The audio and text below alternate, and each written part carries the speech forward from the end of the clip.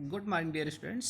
इस क्लास के तहत सभी विद्यार्थी ध्यान दें कि आज आप लोगों को हम जो बताने चल रहे हैं वो है भारत का संविधान।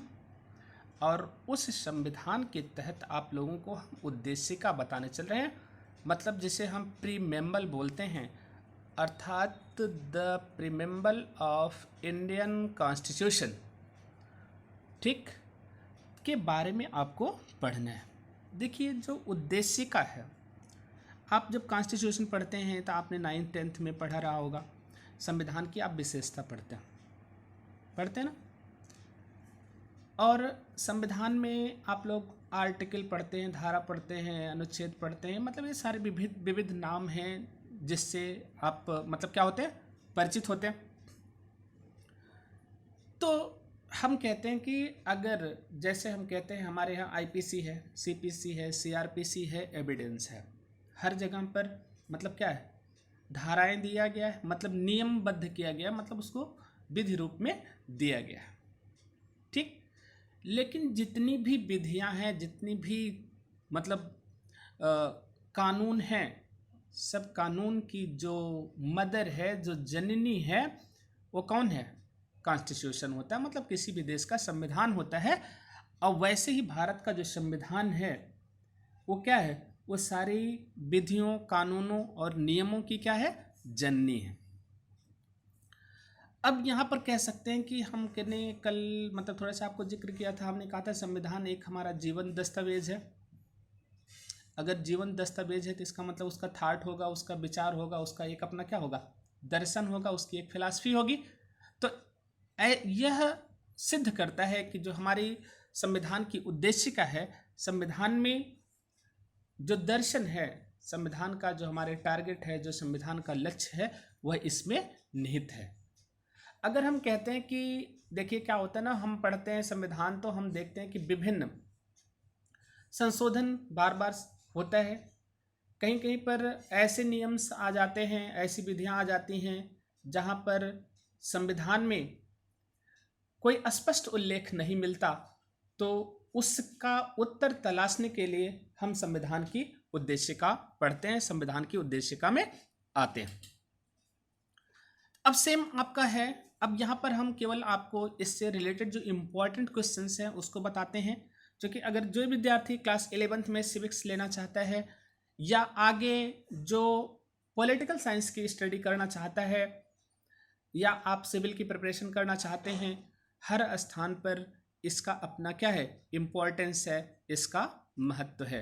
मतलब जैसे कहते हैं कि कोई भी आप सिंपली जैसे आप बोलते हैं कि मैंने नागरिक शास्त्र लिया है, आपसे तुरंत प्रीमेम्बल पूछ लेंगे भारतीय मतलब इंडियन कॉन्स्टिट्यूशन का। आप कहीं इंटरव्यू देने जाते हैं, आपसे पूछ लिया जाता है ठीक, what is the preamble of Indian constitution, मतलब भारतीय संविधान की उद्देशिका क्या है। आपको लर्न रहना चाहिए हिंदी और इंग्लिश दोनों में। जैसे देखिए लिखा है हम भारत के लोग। अब हम और भारत के लोग, जैसे आप लोग इंग्लिश बताते हैं ना, उसमें बताते हैं हम नाउन यूज्ड इन अपोजिशन। तो हम का मतलब है क्या? मतलब भारत के लोग से है, मतलब उसमें हम भी शामिल हैं और भारत के विविध लोग भी शामिल हैं। एक कहता है हम भारत के लोग, मतलब B the people of India. कह रहे भारत को, मतलब क्या? हम भारत के लोग भारत को क्या संपूर्ण प्रभुत्व संपन्न समाजवादी पंथ निरपेक्ष लोकतंत्रात्मक गणराज्य बनाने के लिए तथा उसके समस्त नागरिकों को सामाजिक, आर्थिक और राजनीतिक न्याय, विचार, अभिव्यक्ति, विश्वास, धर्म और उपासना की स्वतंत्रता, प्रतिष्ठा और अवसर की समता प्राप्त कराने के लिए तथा उन सब में व्यक्ति की गरिमा और राष्ट्र की एकता और अखंडता सुनिश्चित करने वाली बंधुता बढ़ाने के लिए दृढ़ संकल्प होकर अपनी इस संविधान सभा में आज तारीख 26 नवंबर 1949 ईस्वी को एतद द्वारा इस संविधान को अंगीकृत, अधिनियमित और आत्मार्पित करते हैं। क्लियर? अब आपको यह दे दिया गया इसमें देखिए कुछ चीज़ें हमारा पॉइंट वाइज करके दिया है। जैसे देखिए फर्स्ट पॉइंट यहाँ पर लिखा है, ठीक है। ये फर्स्ट पॉइंट हमारा क्या निर्देशित करता है, इसको आपको समझने की जरूरत है कि मतलब जो हमारा संविधान है उसके 42वें संविधान संशोधन द्वारा 1976 के तहत जो इसमें एक शब्द मतलब आपका जोड़ा गया था, वो था आपका क्या, समाजवादी शब्द जोड़ा गया था।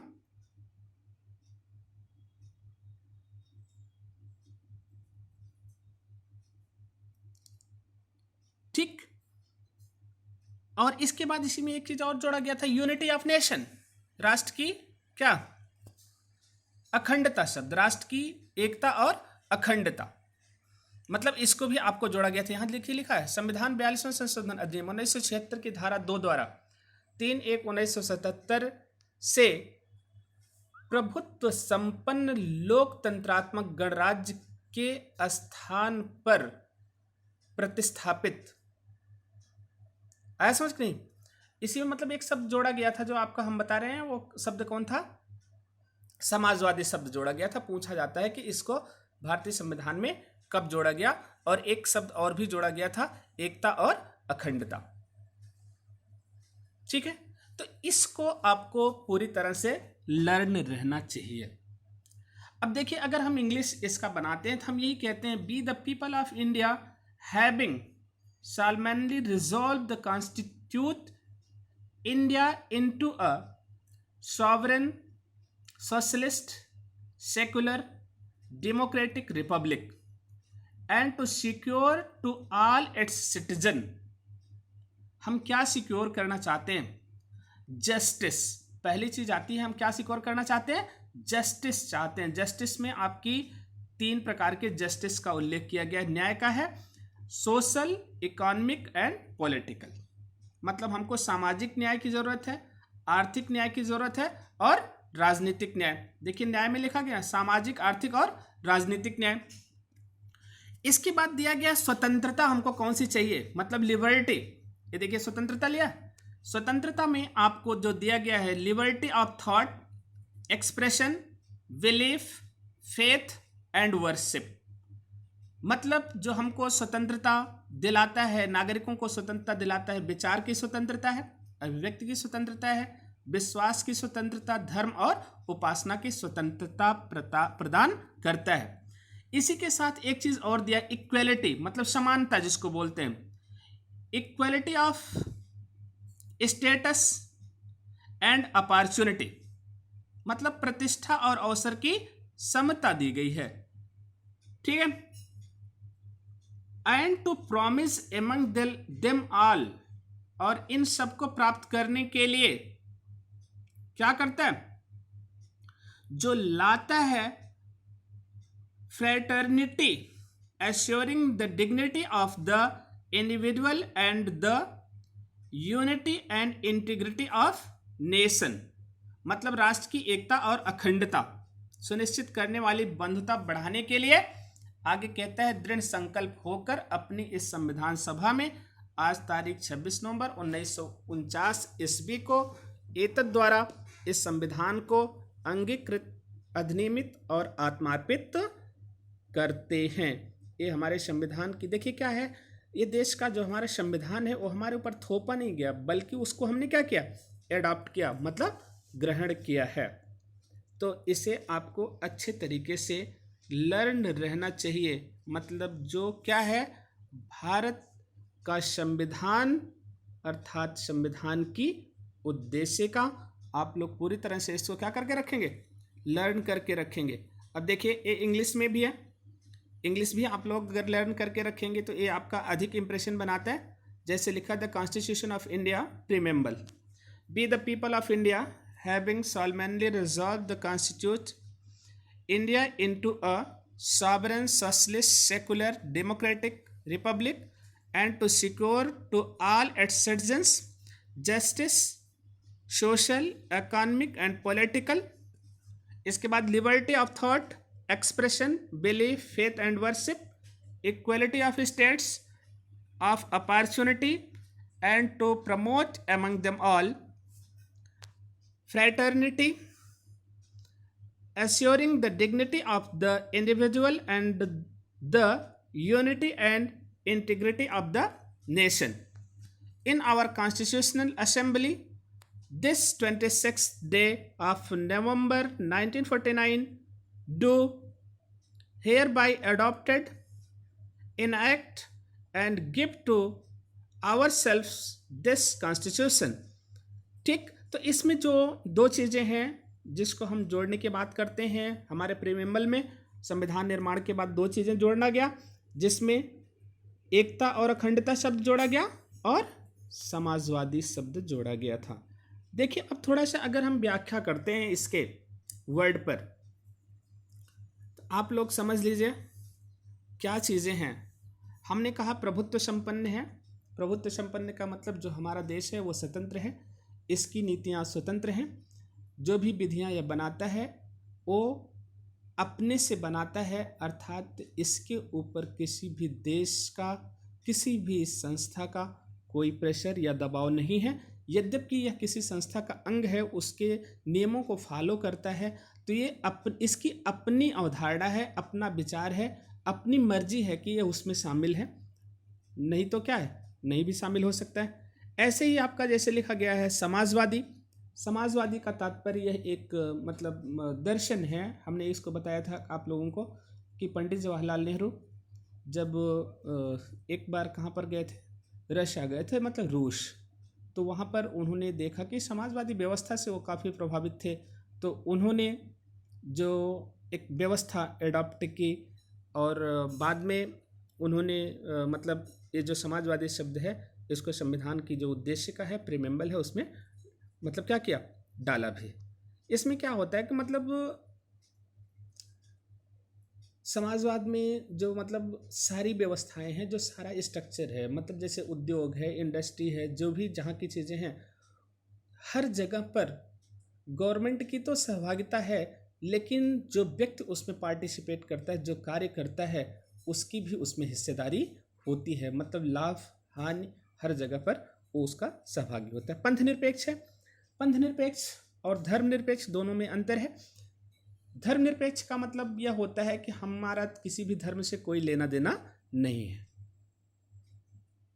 और गांधी जी ने कहा भी था कि धर्म से विहीन जो राजनीति होती है, धर्म से रहित राजनीति बेजान हो जाएगी, मतलब निरंकुश हो जाएगी।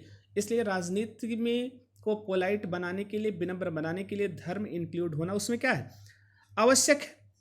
लेकिन धर्म का बदला हुआ रूप ध्यान दीजिएगा, और वो क्या है कि मतलब हम धर्म फॉलो करेंगे लेकिन पंथ निरपेक्ष रहेंगे, मतलब जो उसका आडंबर है, ऐसा समझ नहीं, हम उसको फॉलो नहीं करेंगे। अर्थात राष्ट्र का तो कोई धर्म नहीं होगा, लेकिन वह धर्म के मानने वालों का विरोध नहीं करेगा। ओके, इसके बाद लिखा है लोकतंत्रात्मक। लोकतंत्रात्मक का मतलब होता है जनता के द्वारा, जनता के लिए। ठीक है, किसके द्वारा, मतलब जनता के द्वारा चुनी गई गवर्नमेंट बनेगी, उसी को हम क्या कहते हैं, लोकतंत्र, मतलब डेमोक्रेटिक गवर्नमेंट। इसके बाद कहा गया गणराज्य। गण मतलब समूह होता है, मतलब देखिए भारत में विभिन्न राज्य है ना, इस समय जैसे हम कह सकते हैं कि 28 राज्य 9 केंद्र शासित प्रदेश हैं।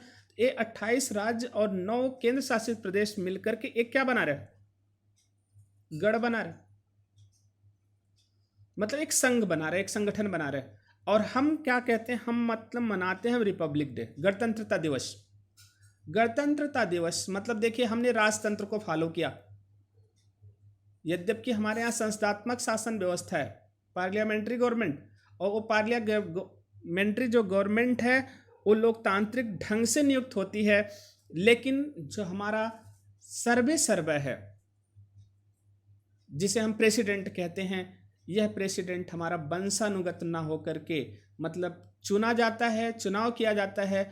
इसीलिए हम कह सकते हैं कि हमारे देश ने मतलब ऐसी राजतंत्रात्मक व्यवस्था अपनाई जो वंश के अनुसार ना चल करके चुने हुए व्यक्ति के द्वारा मतलब देश का प्रमुख होगा, चुने मतलब वो व्यक्तियों द्वारा चुना गया होगा। ये क्या है आपका गणतंत्र है या गणराज्य है। अब उसके बाद आगे कह दिया तथा उसके समस्त नागरिकों को सामाजिक, आर्थिक और राजनीतिक, मतलब 3 प्रकार के न्याय की बात करता है। और विचार, अभिव्यक्ति, विश्वास, धर्म और उपासना की स्वतंत्रता। जैसे क्वेश्चन पूछा जाता है कि आपके मतलब प्रीमेम्बल में कितने प्रकार की स्वतंत्रता का उल्लेख किया गया है, कितने प्रकार के न्याय का उल्लेख किया गया है, क्या क्या समता की बात करता है, ठीक है, और किस चीज़ को प्राप्त करने की मतलब बात करता है। जैसे व्यक्ति की गरिमा और अखंडता की बात करता है, मतलब ये दिलाना उसका क्या है, पर्पज है, उद्देश्य है। तो इस क्लास का जो हमारा बेसिक पर्पज है, बेसिक उद्देश्य है, वो यही है कि आप लोगों को पूरी तरह से जो संविधान है उसकी प्रस्तावना शब्दशः लर्न होनी चाहिए। Thank you for this class.